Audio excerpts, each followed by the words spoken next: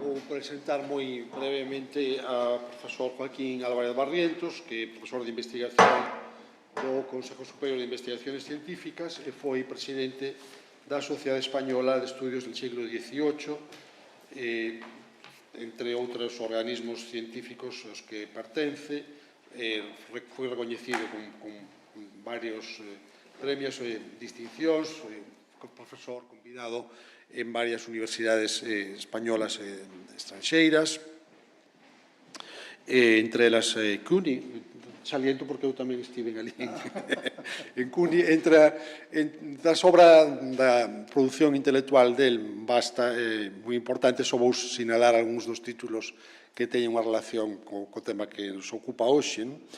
El editou o sistema de adornos del Palacio Real de Madrid no ano 2002, ten estudios como Los hombres de letras en la España del siglo XVIII, y Apóstoles y arribistas, El crimen de la escritura, una historia de las falsificaciones literarias españolas, Martín Sarmiento, 1695-1772, La erudición y la escritura como formas de vida, El astrólogo y su gabinete, autoría, ciencia y representación en los almanaques del siglo XVIII. O tema que lle pedimos para tocar hoxe, e que amablemente aceptou tocar, é Martín Sarmiento no panorama intelectual do século XVIII. Moitas grazas, teño palabra.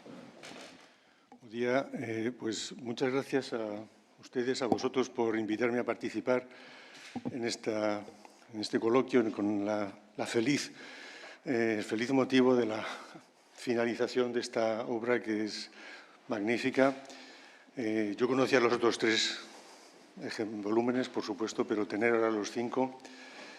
La verdad es que me has estado recordando, al hablar de Medina Sidonia y de tu entrevista con la duquesa, cuando yo anduve por allí también para hacer la edición del sistema de adornos. Las entrevistas con ellas nunca se olvidan, la verdad. Bien, digo, gracias por invitarme a participar. Voy a hacer una intervención general, que es un poco lo que se me estaba pidiendo, sobre el papel y la función de Sarmiento en el siglo XVIII, en la Ilustración y en el momento en que trabaja. Y lo voy a leer. Yo no acostumbro a leer, pero para no divagar, para no tener muchos excursus como él tenía en sus propias obras, voy a leerlo y así me centro mejor en lo que quiero exponer.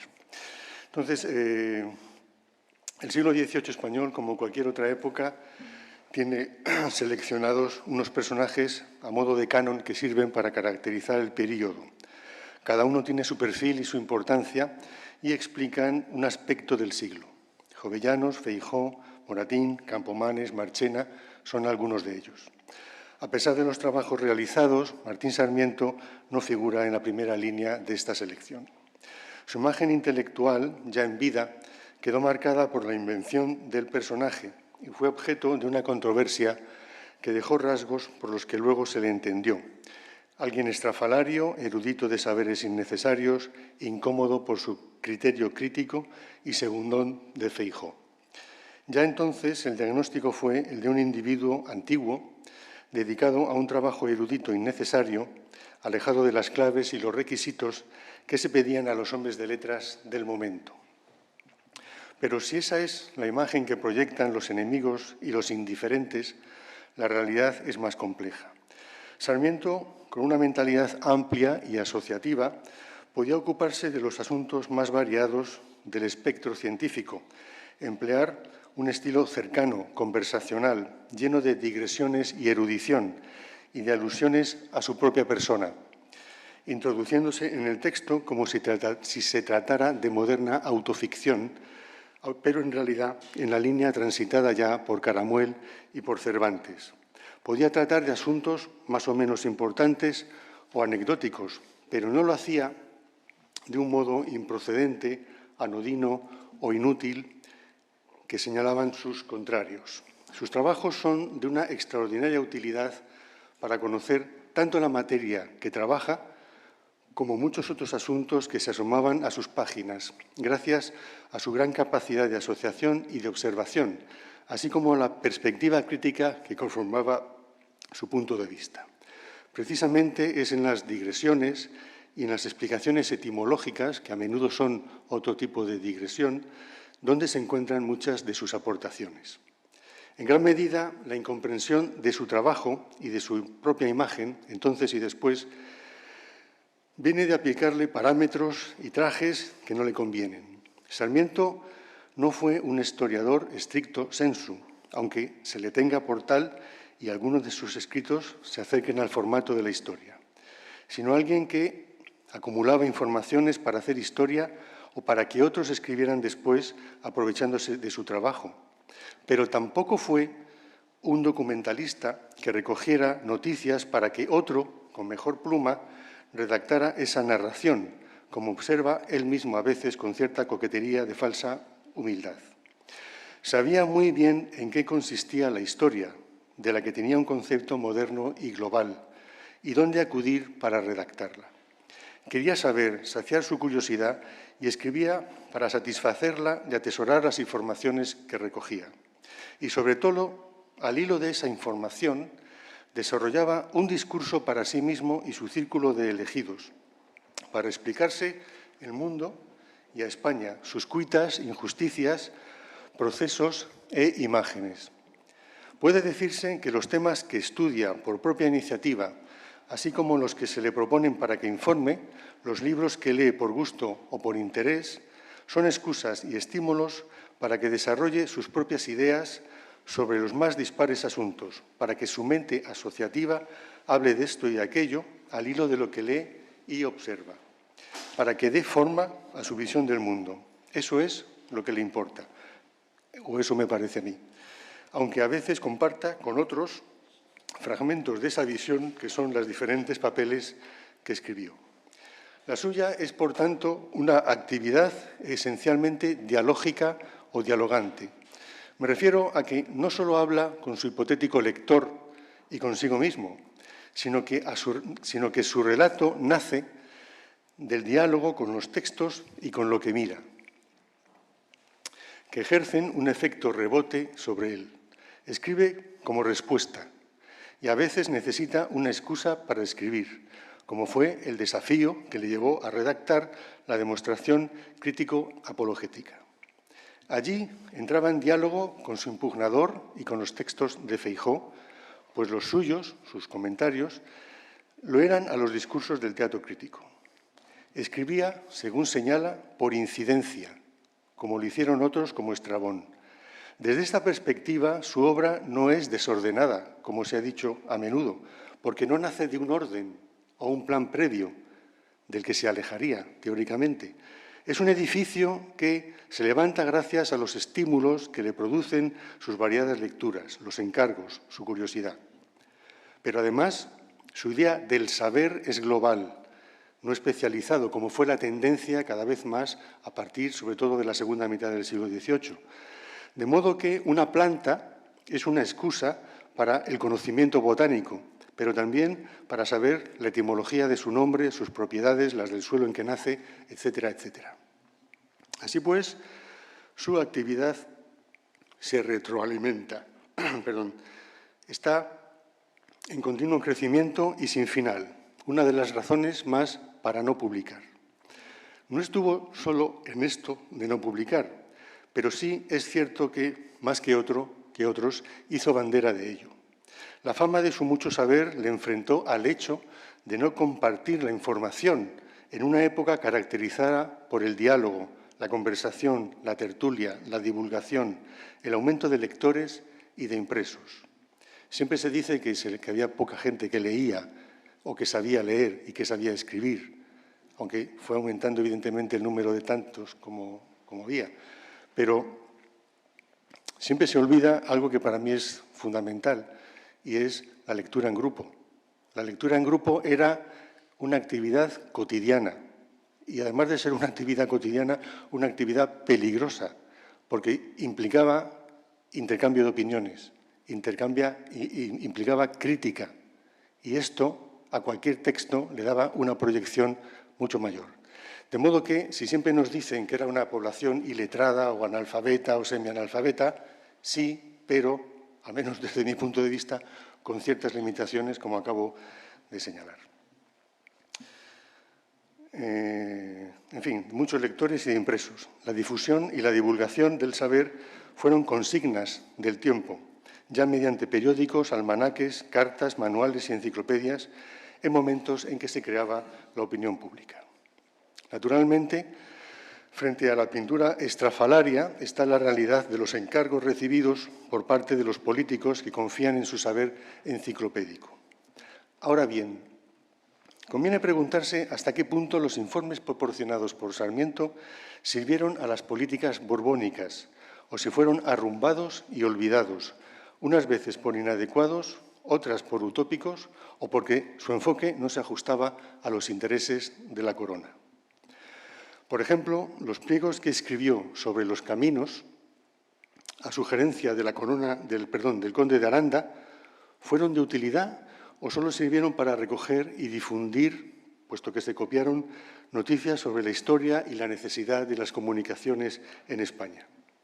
Sabemos que apenas sí se siguieron bastantes de sus propuestas para el adorno del Palacio Nuevo, con gran enfado y decepción por su parte. Y así podría hacerse con tantos otros de sus informes, como las reflexiones sobre la Biblioteca Real y la República de las Letras. Seguramente las ideas reunidas en las reflexiones sobre una biblioteca real sean de lo mejor que en el ámbito de la planificación del espacio público literario y cultural se haya escrito. No solo por lo que supone, desde el punto de vista moral respecto de la actividad literaria, sino por lo que expone acerca del compromiso de los escritores con su público, de la responsabilidad que se tiene con la materia de trabajo y con aquellos que la reciben.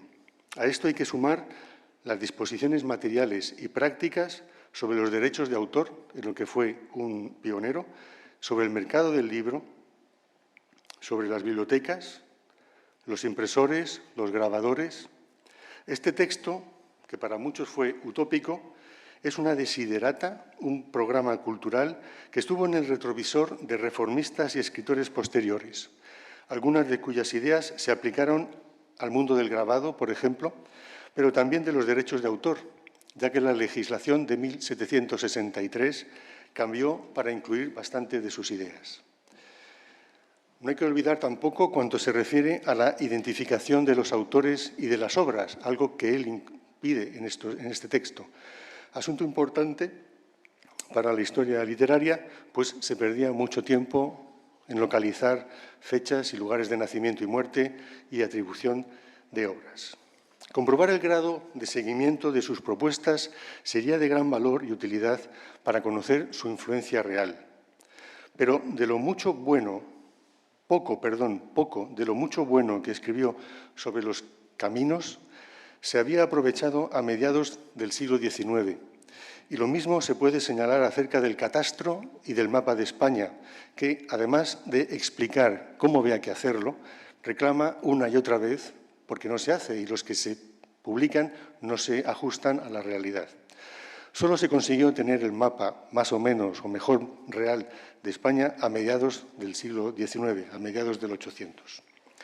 Es cierto, por otro lado, que sus papeles se difundieron en copias manuscritas y que es posible encontrar ecos de sus ideas en autores posteriores, como por ejemplo Jovellanos y Cian Bermúdez, que se hacen eco de la importancia de saber dibujar, algo que él insiste muchas veces, e incorporar esa disciplina en los estudios desde los niños. Por otra parte, por otro lado, aunque Sarmiento era un grafómano, se sentía cómodo en la comunicación oral, razón por la que no pocas iniciativas llevadas a cabo por otros salieron de su boca en su celda, así como de la comunicación epistolar. Antonio Ponz, que dejó una breve nota necrológica en la que conforma la imagen de un fraile abstraído del mundo dedicado al estudio, señalaba precisamente que sus estudios y conversaciones han producido mucha utilidad a las gentes estudiosas. Su influjo sobre los intelectuales españoles fue mayor del que seguramente ellos mismos estaban dispuestos a aceptar, considerando la imagen atrabiliaria y trasnochada que se asentó de él. El anónimo autor de la titulada Vida y Obra se preguntaba: ¿el maestro Sarmiento es admirado en silencio por los sabios del siglo XVIII? Su lugar en el panorama intelectual de la época estuvo definido por las reuniones que mantenía en su celda, por el perfil y las ocupaciones de quienes asistían, lo que allí se dijera y lo que él comunicara orientó sobre planes políticos y culturales. Su proyección se extendía tanto por la red de corresponsales como por la influencia que ejercía desde el convento. Al morir en 1772, los modelos intelectuales habían cambiado desde que él se inició en las primeras décadas del siglo haciendo índices en archivos. Pero se puede dar la impresión de que siguió recogiendo noticias a lo largo de su vida y que, por tanto, su modo de trabajar no se ajustaba a las nuevas corrientes, nada más lejos de la realidad, porque si algo caracteriza su actividad es el ejercicio de la crítica, así como la asunción de la historia natural como la ciencia y el método mejores para comprender el libro de la naturaleza, lo cual es ejemplo de la sintonía que tuvo con la corriente europea que propiciaba ese enfoque. Pero pocos podían dar fe de ello, puesto que pocos conocían sus papeles, a pesar de las copias manuscritas que corrían de algunos de ellos. Su alcance no era el mismo que el de un texto impreso, ni tampoco lo era por los temas elegidos. De modo que el retrato que quedó de Fray Martín se vinculó con modelos intelectuales trasnochados, en los que sus saberes y su forma de saberlos ya no atraían al público. Él tuvo parte de culpa por cuanto contribuyó a construir esa imagen, pero también los que inmediatamente después de su muerte le conmemoraron. A este respecto, interesa detenerse sobre la oración fúnebre del padre Anselmo Avalle y sobre los poemas que se dedicaron a su muerte, insertos en esa publicación que seguro que conocen. Entre otras cosas, porque muestran el modo limitado e incomprendido en que los mismos admiradores del benedictino alabaron su trayectoria y se la explicaron a la opinión pública. Fijémonos en que no utilizaron la prensa ni medios similares, abiertos a todos, sino un medio tradicional y reducido. Básicamente, se le entendió como un sabio cristiano, entre comillas, es la denominación que ellos le dan, lo cual restaba alcance a su actividad y a sus aportaciones y ponía el acento en un modelo intelectual que debe todo a Dios y a las virtudes por él concedidas y al modo en que Sarmiento se habría sujetado a ese ideal de sabiduría.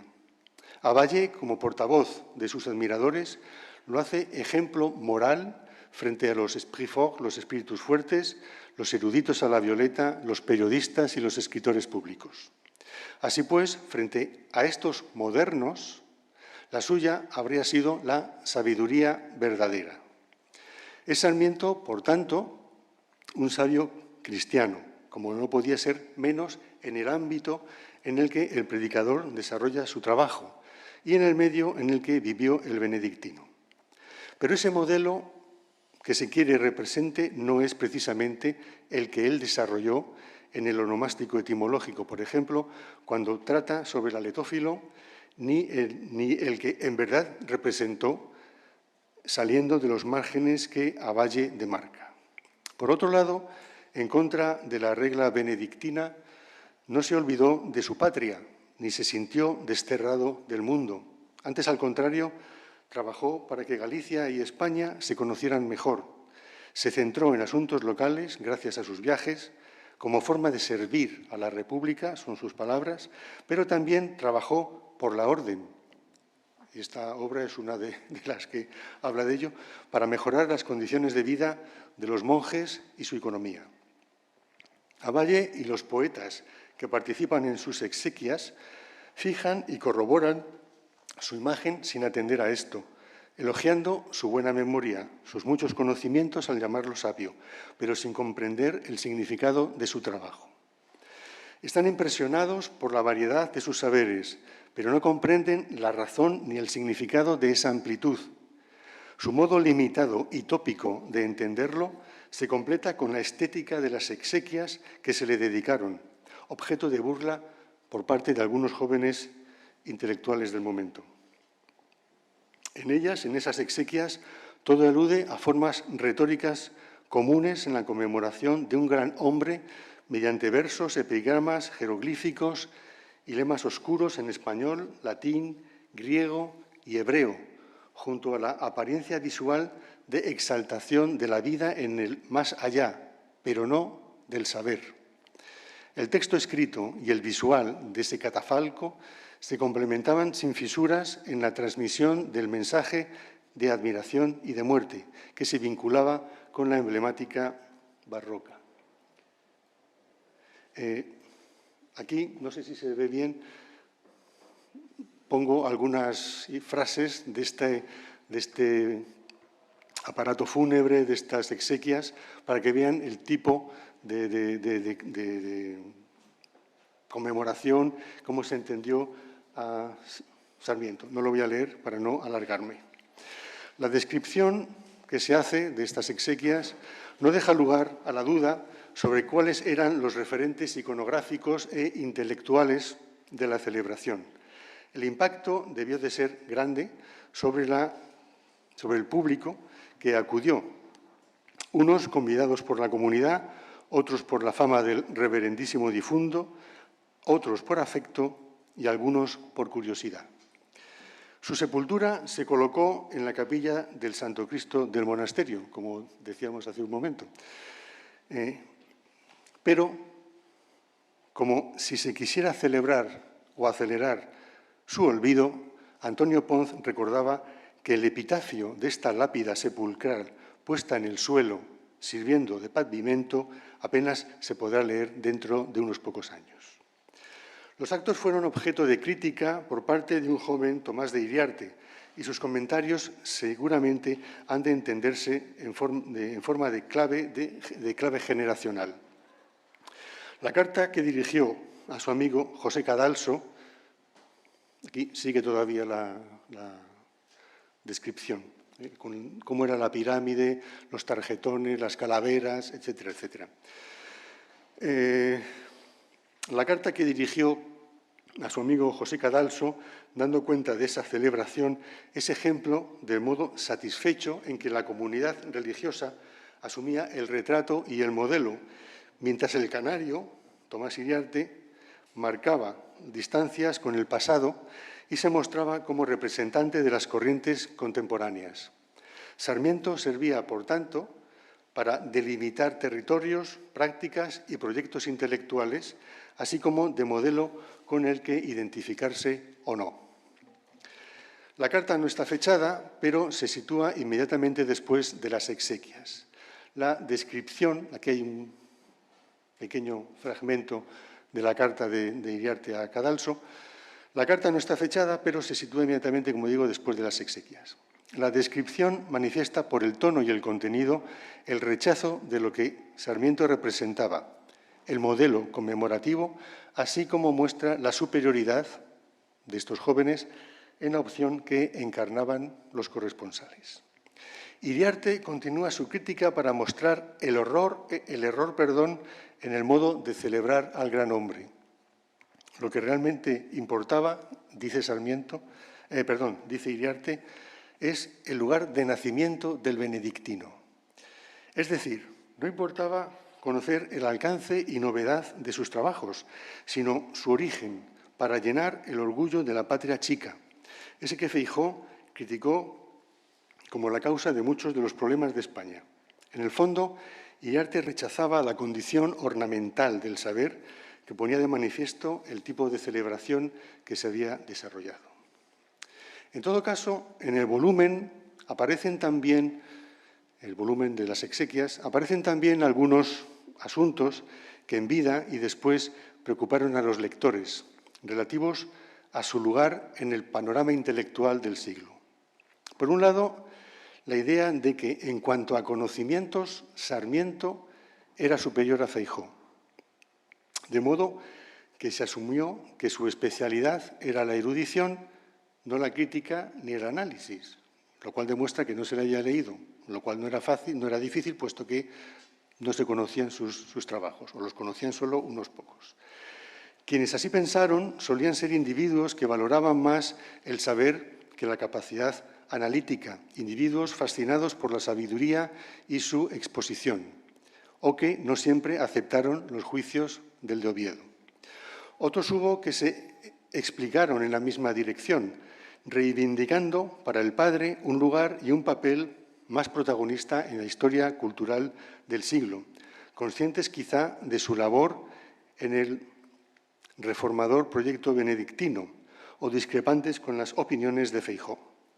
Fue el caso de Jovellanos, por ejemplo, que en carta a Antonio Ponz se refiere al estilo pedantesco, sin lógica y frívolo de Fray Benito, para añadir: téngame usted por temerario, pero entre tanto puedo oponer el dictamen de otro sabio benedictino, el de su mismo maestro, el docto Sarmiento.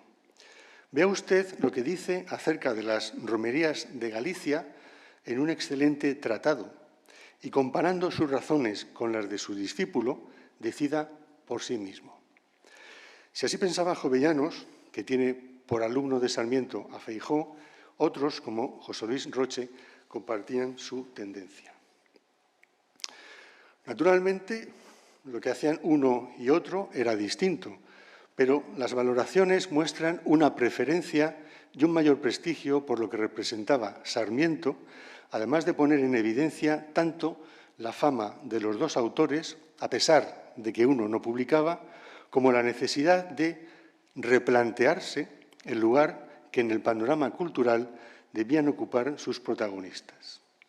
No se trataba de un debate anecdótico, sino de ordenar el territorio de la República Literaria y su representación simbólica en el panteón, que era piramidal. El otro asunto al que se alude en la oración fúnebre es a su decisión de no publicar, que ya he mencionado, que se explica nuevamente porque, sabio cristiano como es, sigue el precepto divino de ocultar su sabiduría, según aconseja el capítulo 10 de los Proverbios. Su decisión de no imprimir la explica él varias veces y no tiene que ver con eso, y sí más con su desinterés por ese ámbito de acción. Como señaló en el por qué sí y por qué no, prefiere no exponerse al público y mantenerse en el ámbito de la difusión manuscrita. Él no se considera escritor, y él mismo lo pone entre comillas, no se considera escritor y así no publica. El ámbito del manuscrito lo relaciona con modelos anteriores de comunicación del conocimiento, pero a la vez manifiesta un sentido íntimo en lo que se refiere al uso y comunicación del saber, puesto que su alcance es menor y además se hace de modo conversacional y epistolar, de manera que hay más cercanía y control, en teoría, sobre lo que se transmite y en el modo de hacerlo. Ya sabemos que él se queja mucho de que se copian sus papeles y a medida que se van copiando, los copistas no lo entienden y él va diciendo cosas diferentes de lo que escribió al principio. Al no imprimir, Martín Sarmiento renuncia a la esfera pública, lo cual no significa falta de comunicación, sino simplemente eludir su exposición intelectual en el ámbito público, que debió de ser suficiente y desagradable para él cuando escribió la aprobación de la impugnación apologética y la demostración crítico-apologética. No pasaba por el proceso editorial ni por el de recepción de la obra, con sus consiguientes reseñas y comentarios.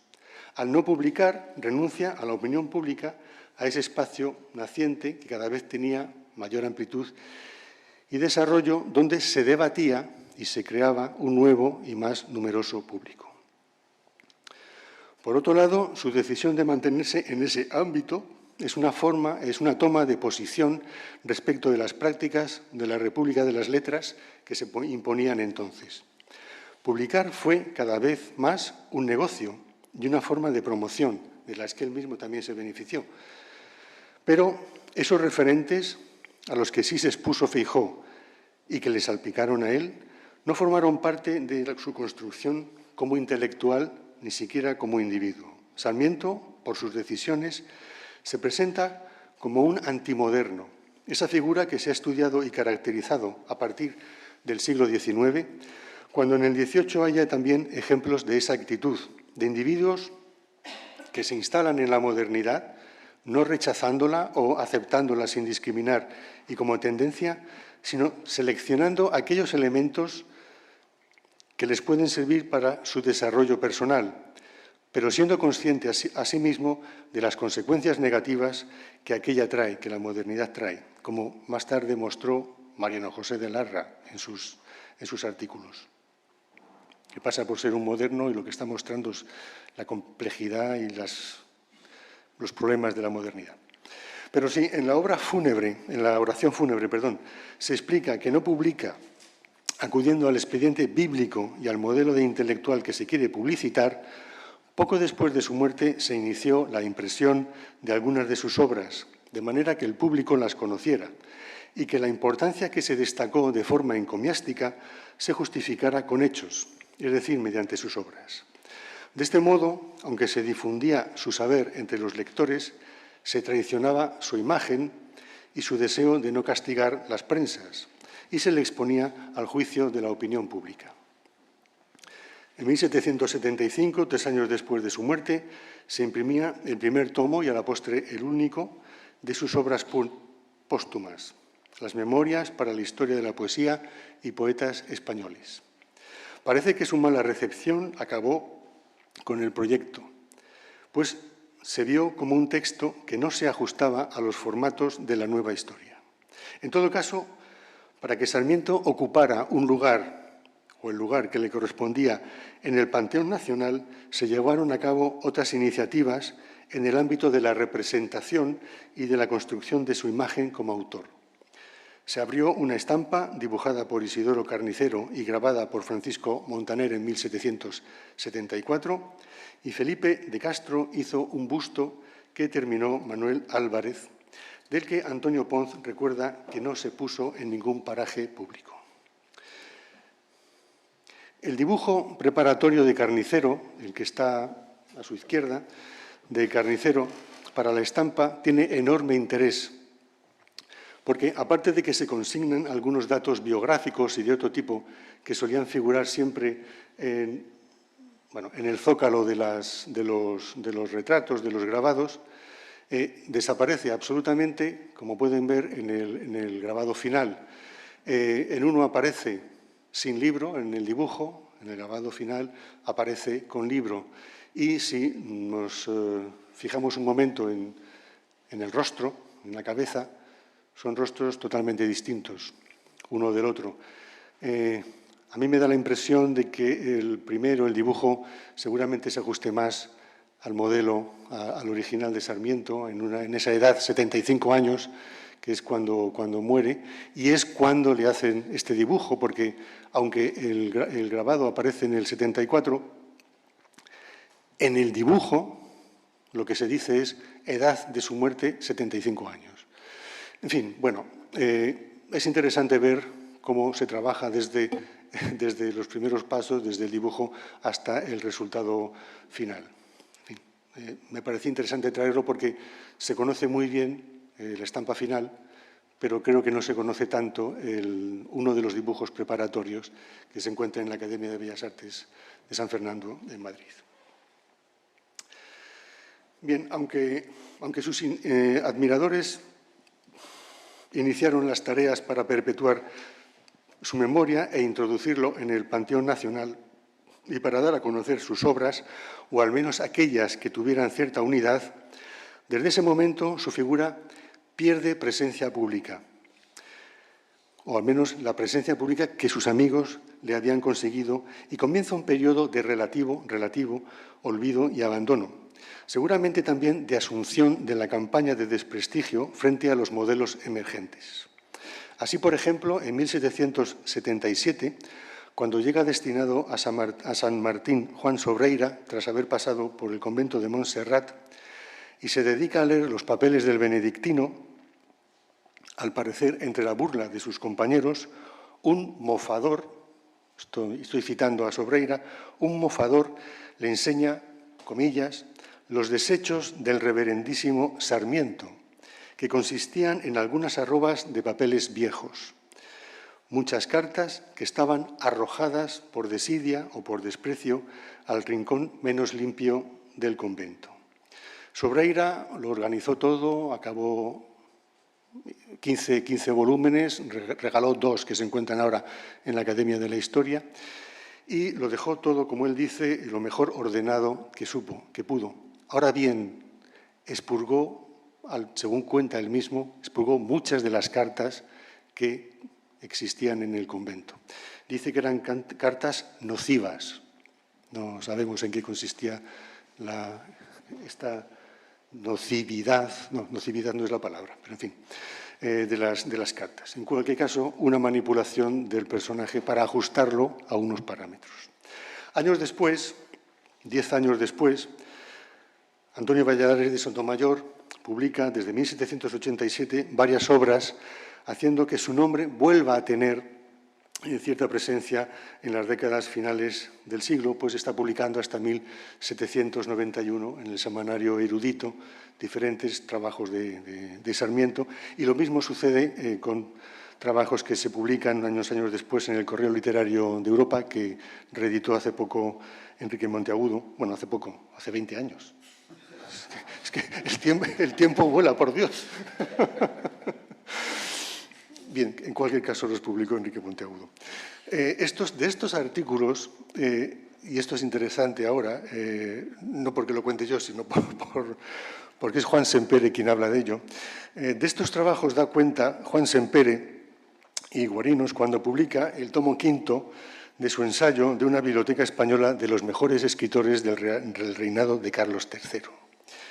En este estado de la cuestión, que es este libro que selecciona el Parnaso de la cultura nacional, Sarmiento encuentra su espacio como defensor del innovador proyecto borbónico que había sido el Teatro Crítico Universal en el que tan decisivamente había participado.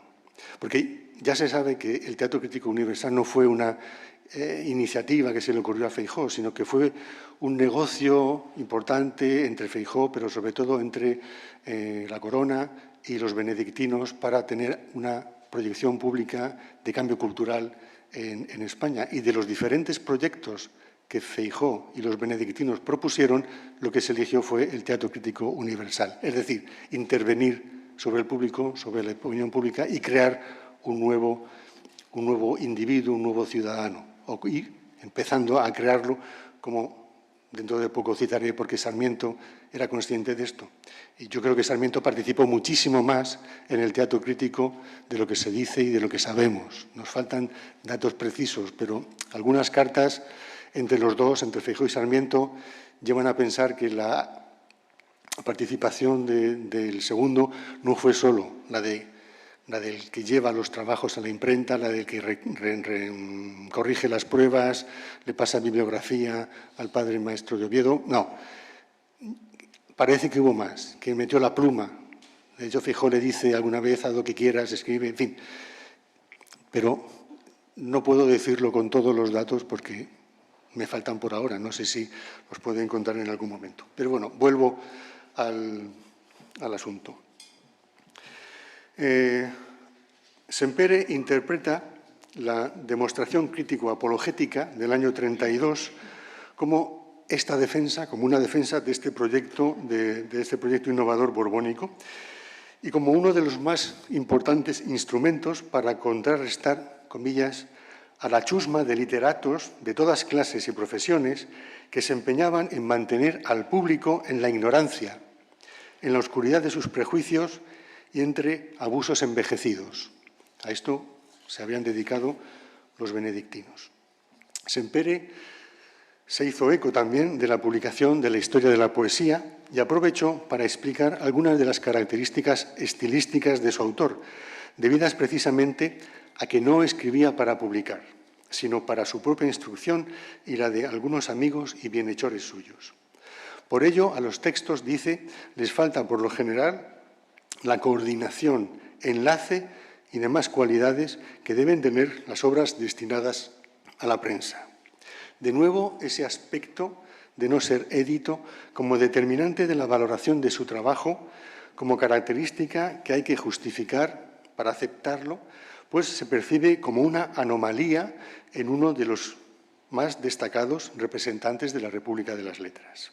Se considera que esa propiedad suya es un rasgo defectuoso y que lo penaliza a la hora de explicarlo y situarlo en el panorama intelectual, como después en la historia literaria y en la cultura española. Desde luego, Sarmiento no habría pasado la NECA en absoluto.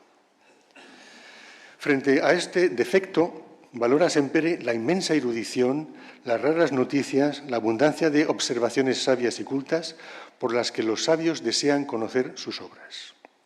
Sarmiento, por tanto, es tratado como una figura importante en las letras y en la cultura española, aunque no se le dedica mucho espacio y a menudo parece serlo de forma menor. Se reconocen sus valores, su sabiduría, pero no de la forma clara y decidida que se hace con otros, porque no se comprendió su actividad, su silencio editorial ni su dedicación a tan variada gama de saberes. Quizá porque no se entendió su cosmovisión, lo amplia que era su mirada del mundo. Sarmiento ve los objetos de estudio relacionados, de manera que escribir sobre una planta o sobre una palabra o sobre bibliotecas no es solo eso, es establecer el significado y la función de aquello que estudia y es mostrarlo en relación o asociación con su entorno, de manera que cualquier tema es la excusa para proporcionar, por ejemplo, la historia y la imagen de España, por cuanto trata, como cuando trata, por ejemplo, del catastro o de lo que debe hacer el investigador, o cuando escribe la obra de los 660 pliegos para contestar, en principio, a un papel contra los foros y tierras que poseen en Galicia los benedictinos. Para él, los saberes están relacionados. Por otra parte, se le trató como a un gran hombre, esa figura emergente en la época que llegó a ser fundamental en el siglo XIX, pero no se saben muy bien las razones de esa grandeza. Se le escribe para pedir su opinión o simplemente para tener un autógrafo suyo y poder mostrarlo. Se le consulta, se le visita, como a otros grandes hombres, como a Voltaire, a Rousseau, a Juan Andrés, a Jorge Juan, pero pocos le entienden. ¿Qué sentido tiene, por ejemplo, preguntar a viejos y a niños cuando el investigador herboriza? ¿Por qué guardar cantos y dichos populares cuando la tendencia nueva rechazaba lo rural en beneficio del urbano? ¿Por qué estudiar lenguas minoritarias? Si en algo fue pionero y visionario Martín Sarmiento, entre otras cosas, fue en el sentido patrimonial que tuvo de todo aquello que después, de un modo u otro, ha estado vinculado al folclore y al estudio de las tradiciones. Sarmiento, frente a Feijóo, entendió de forma positiva el valor de lo local en la conformación de la identidad, su valor como cultura e historia. Voy terminando ya. En el panorama intelectual... No sé cuánto tiempo llevo. ¿Sí? Bueno, entonces... en el panorama intelectual del siglo XVIII, Martín Sarmiento es una rara avis. Situado en un punto de vista crítico, y lo era de todo, resulta incómodo. La imagen que se tiene de él es el resultado de tomar la parte por el todo y olvidar los años en que estuvo activo en relación social como asesor de los gobiernos y agente de Feijóo en la corte. Como tal agente, pero sobre todo por estar implicado en el proyecto benedictino, salió al espacio público para defenderlo de los ataques que recibían y así publicó, como ya sabemos, la demostración. Trabajo con el que se obligaba a tomar partido al público respecto del lugar en el que se querían situar. El mismo Sarmiento pregunta, aunque yo lo gloso con otras palabras, ¿se quieren situar en la modernidad crítica, en el futuro de la ciencia y el pensamiento, en una nueva España intelectual o en aquello que representa lo peor de la tradición? Esas a las que se había referido Sempere también. Sarmiento, que pasa por ser un erudito indigesto, apostó por el método crítico, que es el que informa sus trabajos, y defendió la obra de Feijóo, que también era suya. como absolutamente necesaria para sacar a los españoles del estancamiento intelectual. Y así escribía: «Es grotesca la literatura a la cual no preceda una juiciosa crítica, y en España jamás habrá crítica sin el teatro o sin obra semejante. La obra de Feijóo es lo más necesario para España». Su apuesta por este método crítico que él asume da como resultado sus propios trabajos, que si son trabajos de erudición, son trabajos de erudición crítica. Su retraimiento posterior es resultado del cansancio y del cambio de monarca, ya que Carlos III no gustó de sus ideas, como se dio paladinamente en el caso de los adornos del Palacio Real, cuyo nombre se silencia, el de Sarmiento, enseguida, en tanto que representante de modelos y de una estética que ya no vale. El cambio estético fue también cambio político, nuevos asesores, nuevos propagandistas. Así, Antonio Ponz no alude a él en ningún momento cuando escribe sobre el palacio y sobre los adornos en su viaje de España, y otros hicieron lo mismo. Sarmiento se retrajo tras ese rechazo y cansado de bregar con artistas y trabajadores del palacio. Había sido desbancado por Mengs, que fue el que, a partir de ese momento, lleva todo lo que tiene que ver con las artes en España.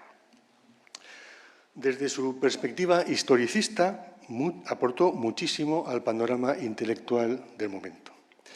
La carta proemio del Marqués de Santillana, el poema del Cid, sus trabajos botánicos y su influencia para que se creara el Jardín Botánico, el descubrimiento de la patria de Cervantes y sus escritos sobre él, apostando siempre por el Quijote, frente al Quijote de Avellaneda, que era el que patrocinaban figuras tan relevantes y con cargos políticos como Montiano y Nasarre, su apuesta por el newtonismo, la exposición sobre las características y los conocimientos que debían tener aquellos que se iban a ocupar de la conservación del pasado, es decir, de los archivos y de los investigadores, en textos de una modernidad y una ambición pocas veces alcanzada.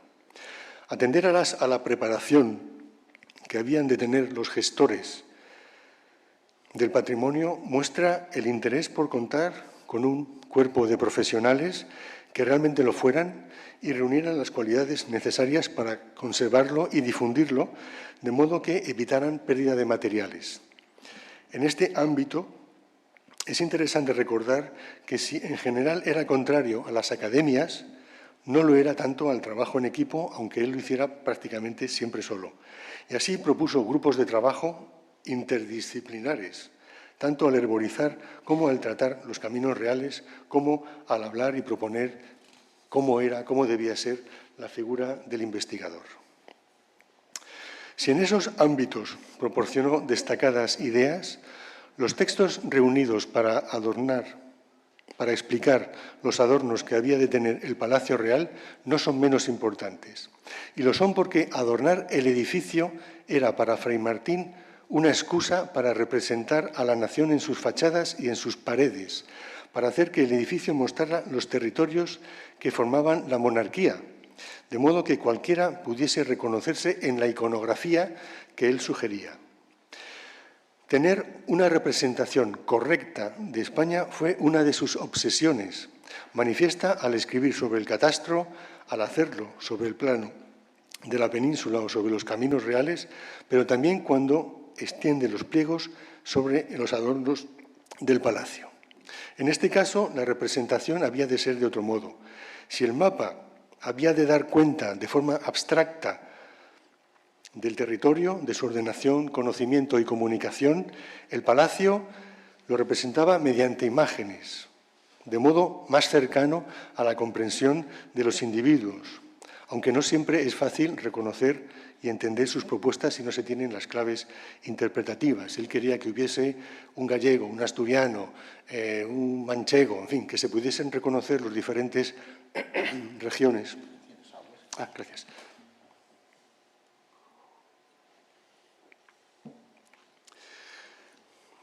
En fin, Sarmiento otorgó al edificio, al libro en piedra, como lo llamó, una condición simbólica más allá de su identificación con la monarquía hispánica, pues era, según él, la casa de todos y, por tanto, allí debían reconocerse.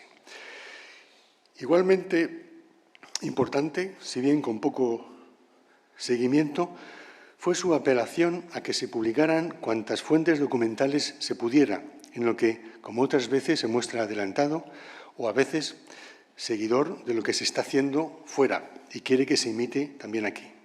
Según observó Pensado, quiso que se coleccionaran los cronicones, también los falsos, los concilios, las liturgias, los escritores de cosas de España, los fueros, las leyes, las ordenanzas antiguas, los aranceles, las crónicas de los reyes, las actas públicas civiles, los poetas castellanos antiguos y modernos, los viajes de los españoles, las relaciones de Indias, los libros de caballería.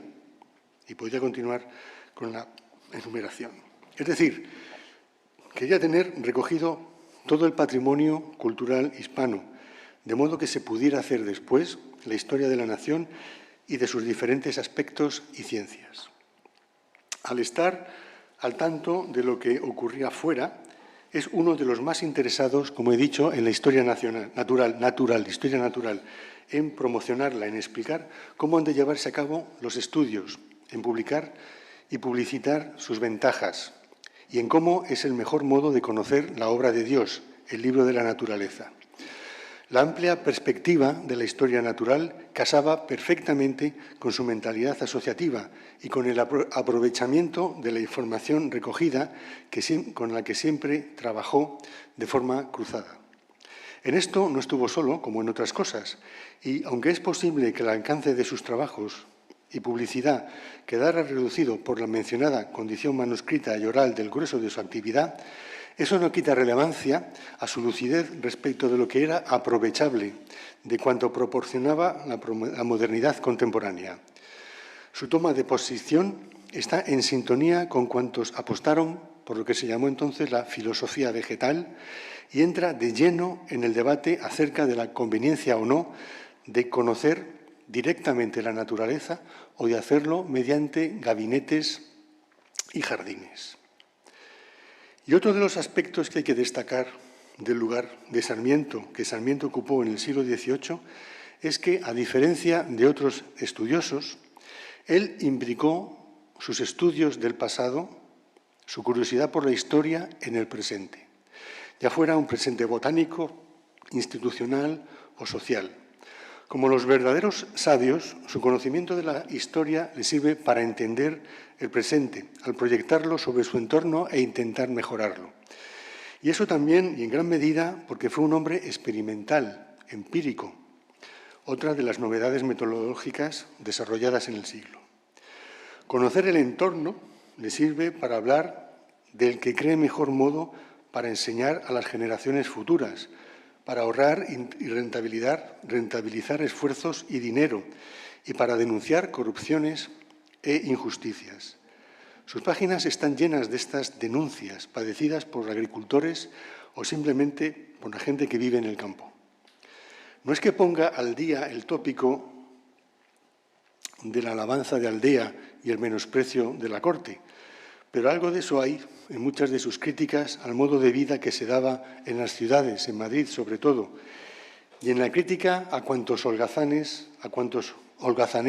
en ellas, gastando su patrimonio en lugar de invertirlo en sus lugares de origen. Y ya termino de verdad.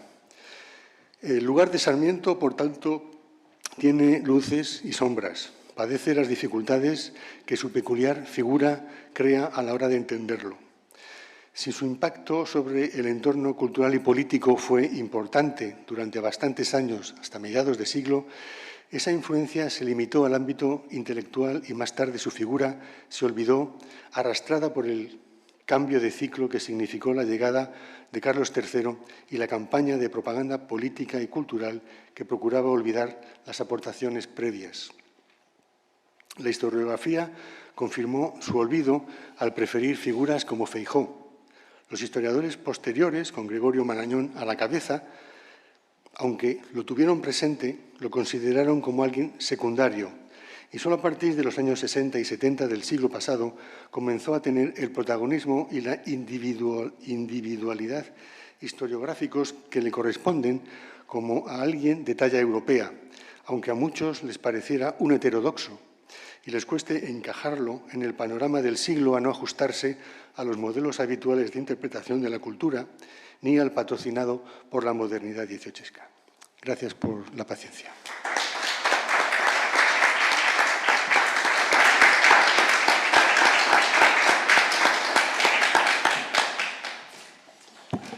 Muchas gracias. Excelente introducción a Sarmiento.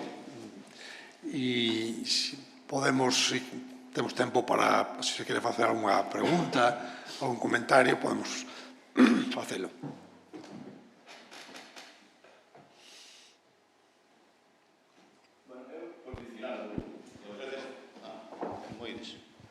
Bueno, nada, pois eu penso que Sarmiento efectivamente foi un adiantado, pero en algo que non sei se tocouse, Sarmiento é o primeiro naturalista que hai en España, desde logo en Galicia, a primeira persona que ten modos e maneiras dun naturalista. El cando ven a Galicia non leva só para ali cunchas, leva os vexetais e leva os perfectamente clasificados en sobres. Tal día, en tal zona, con estas condicións. Sarmiento tamén vai ser o primeiro, cando ven a Galicia, ten a revelación dun mundo novo, porque aparece a partir de aí faise galeguista, naturalista e ten conciencia social, como xa xinalou algún especialista.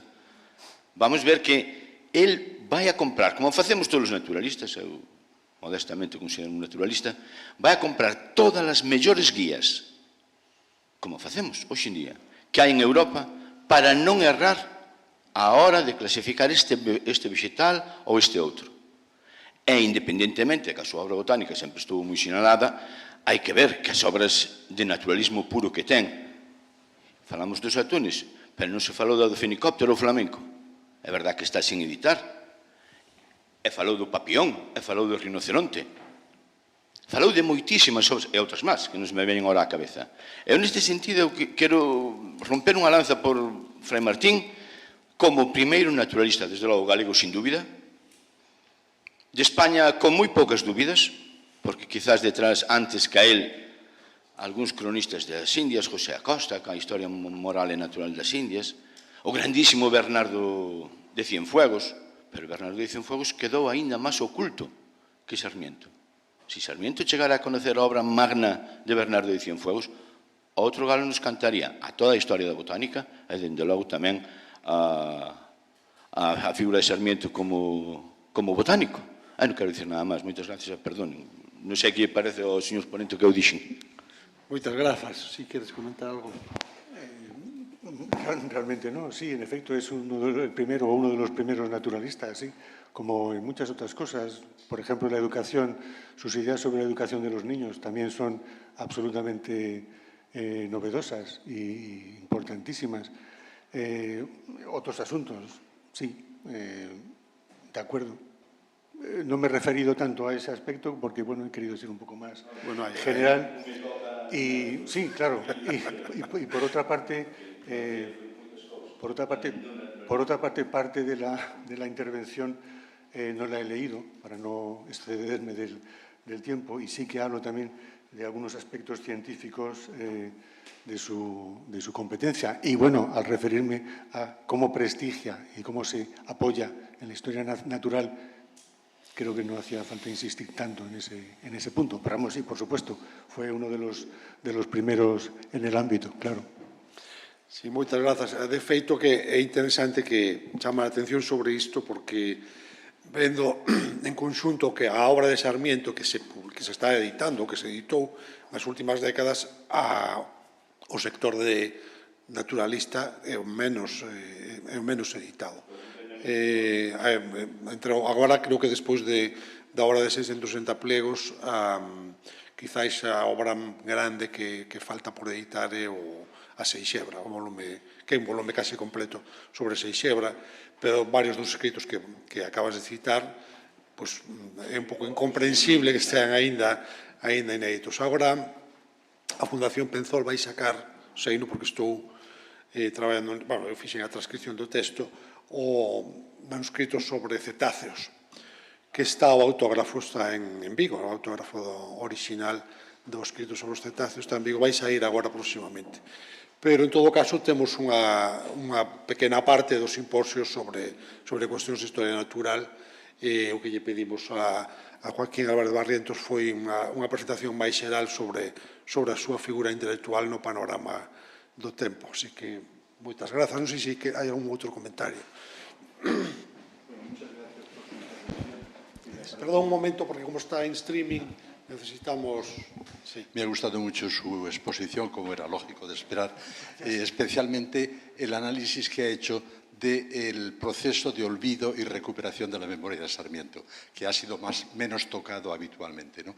Quería apuntar una cuestión que no he visto reflejada, que es el tema de ciertas contradicciones de Sarmiento, en la obra de Sarmiento, como por ejemplo sus elogios a la creación de academia, cuando recibe las noticias de creación de academias, me parece que es en Florencia, y cómo después, cuando se crea una academia en Coruña, arremete contra ellas de una forma despiadada e incluso se niega a ser nombrado miembro de la misma, poniéndoles a parir, como diríamos vulgarmente, ¿no? Es decir, y esto me parece que no es únicamente este ejemplo el que se puede deducir, sino que en este momento no recuerdo otros, pero creo recordar que tiene otras contradicciones, lo cual no hace nada más que reflejar una figura que tiene sus pros y sus contras también, claro, como era lógico. No sé qué opinas sobre el tema. Bueno, nada, dos cosas. En efecto, todos tenemos contradicciones y a veces lo que nos parecen contradicciones no lo son. Me refiero a que uno puede pensar una cosa en un momento de su vida y otra en otra, respecto del mismo asunto. Y lo que recuerdo sobre la Academia de Pontevedra es que es una academia de Coruña, perdón, sí, sobre agricultura. Sí. Y él lo que viene a decir es que entre los miembros, porque que ha visto, ninguno es agricultor, ninguno sabe de la materia. Y entonces, por eso él dice que no quiere estar. Es verdad que la Academia de la Historia también le pide ser y dice que no. En fin, yo creo que era un individualista muy fuerte y estaba mejor en su... Claro, él lo que nos cita es que efectivamente no son agricultores, pero son... Perdón, porque estamos con... Sí, son propietarios, claro. Ay, perdón.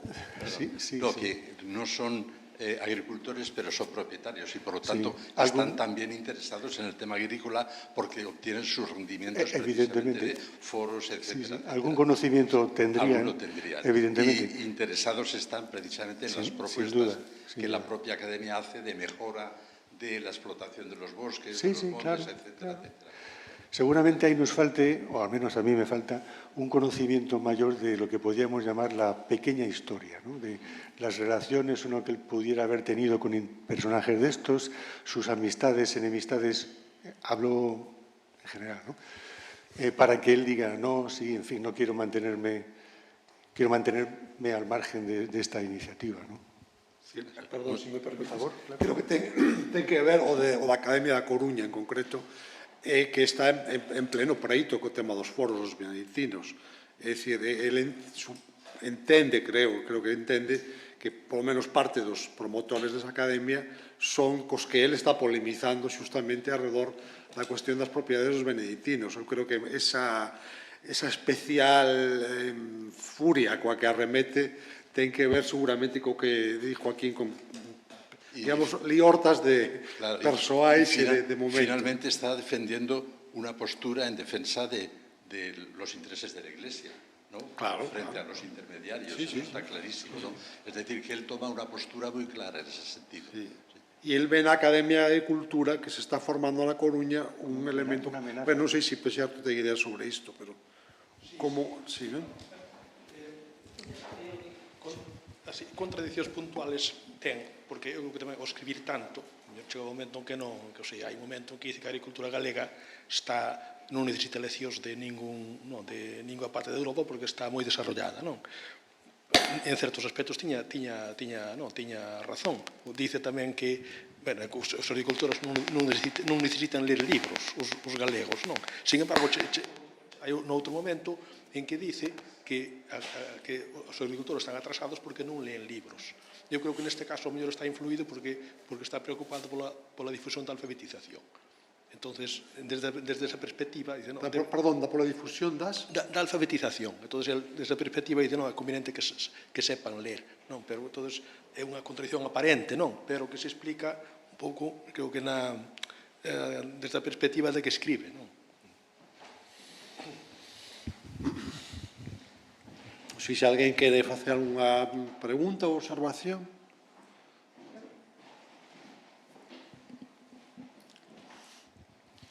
Eu non sei, non sou do ámbito, pero non sei se tratará máis tarde ou se tratou sobre as lecturas del Sildia francés, se os franceses influíron de alguna maneira, cando falou da educación dos nenos, se influía de alguna maneira as lecturas que el tiña ou... ¿Se influyeron autores franceses en Sarmiento? Pues es posible, él leía de todo, franceses, ingleses, latinos, en su biblioteca tenía, bueno, cuantas cosas podíamos desear hoy en día, ¿no? Y es posible que hubiese alguna asunción de ideas de la didáctica francesa, de Rousseau, aunque él a veces habla mal de los franceses, pero bueno, en general después tiene obras de ellos también, ¿no? Es posible que sí. Porque, desde luego, Sarmiento no está solo. A veces da la impresión de que se le promociona como un individuo heterodoxo, como un individuo raro, como un individuo aislado con una celda y unos cuantos amigos. Pero la proyección epistolar es muy grande, aparte de los conocimientos que tenía, claro, por los libros. Entonces, se alimenta de lo que ve, porque es un gran observador, pero también de lo que lee. Continuamente él habla de eso, de que escribo por incidencia, es decir, ha leído algo que lea y a partir de ahí escribe. Entonces, el papel de los libros en su construcción literaria es importante. De modo que, pues sí, seguramente los escritos didácticos están publicados, pero no me acuerdo ahora por quién, y se puede ver. No recuerdo. Lo de la educación de los niños está en los años 50. Sí, no recuerdo. Es Galindo. Galindo, eso sí, es, sí, muy por Galindo. Sí, un pouco anticuado ese estudio. Non sei se, por suposto, xa se ve que temos moitas ganas de falar de Sarmiento, pero se vos parece, dámonos un descansiño de cuarto de hora, ás 12 retomamos, que teremos tempo para seguir comentando e debatendo. Moitas grazas.